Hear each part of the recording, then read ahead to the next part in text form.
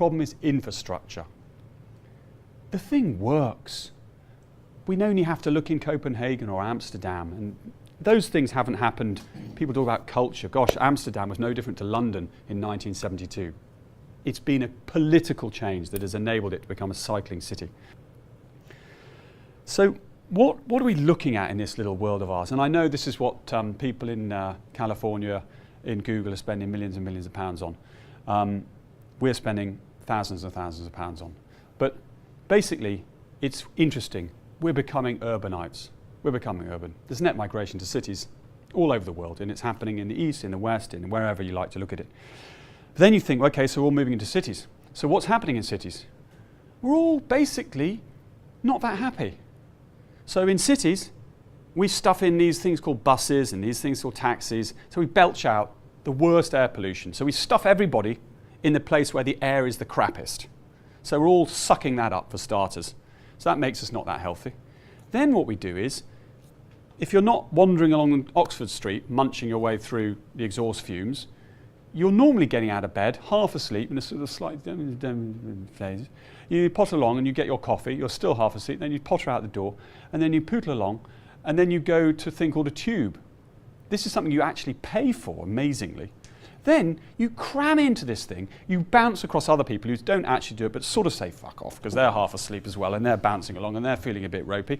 Then you go down this hole in the ground, and you're bouncing along, and all these other people are all looking pretty grumpy, and then you sort of stand in a queue, you're all half asleep, and things whooshes past you, and you shuffle along a bit closer, another one whooshes past, and then eventually someone pushes you in, and if you're not 6'4" like me, you're probably up somebody's armpit, or somebody's splattering on you, they're all looking grumpy, and no one's speaking to each other. Then you jingle along down this funny tube thing under the ground, then you do the same thing up, and then you sit in front of a computer all day. And then you do that every day. Just that's what they do. Thousands and thousands and thousands of them. There they are, in and out every day. And they're going mad. We have mental health problems that are going stratospheric. And it's not just UK, it's global. And guess what? We have obesity problems. Obesity is up 60%. Sorry, diabetes is up 60% in the last 10 years. Cost the UK economy about 9 billion. But then the average distance in cities to work is 4 miles. So it's like, hold on, what are we missing here? We have a city with cool architecture, with parks, with canals, with a river, and we're all going down a little hole in the ground, a squish through a tube. And most people are doing about 4 to 5 tube stops. I mean, in many cases, you could walk it, forget cycling. So something has to change, and it's not driven by some, toe-sandaled, hardcore. It's just urban living, and what can society afford? And we need to change how we live in cities. And I'm not pretending a bicycle is the solve of all of our problems, but it is definitely part of it. And we know it's part of it because we look in cities where cycling isn't at 4%, which is where London is as a city, it's at 25%, 35%. All the measures demonstrate the value. So the next 25 years are going to be interesting. Cyclists cycling in cities is selling to cyclists. So they're selling to people who cycle. And in the male brigade, that involves wearing funny clothes and shaving your legs.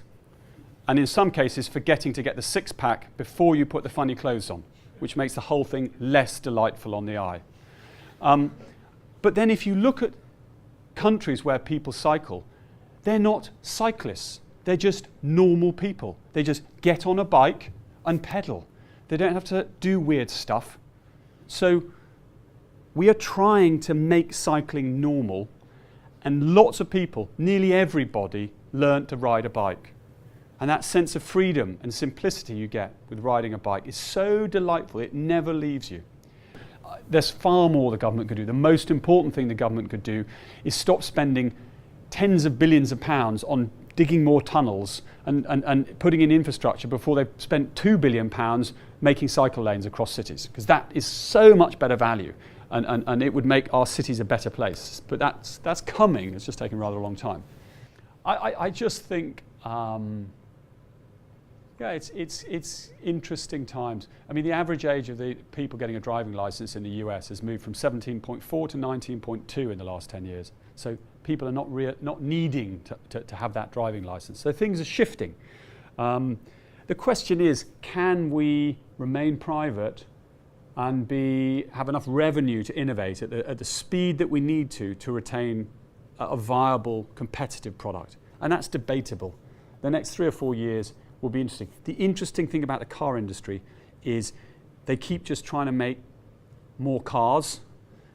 They don't sort of realize they're in the transport industry, even though they pretend they are. They talk about mobility. They keep making cars, and they're big boxes, and they're quite heavy, and they're not that efficient. This thing, our electric bike weighs 11, 12 kilos, and it carries me.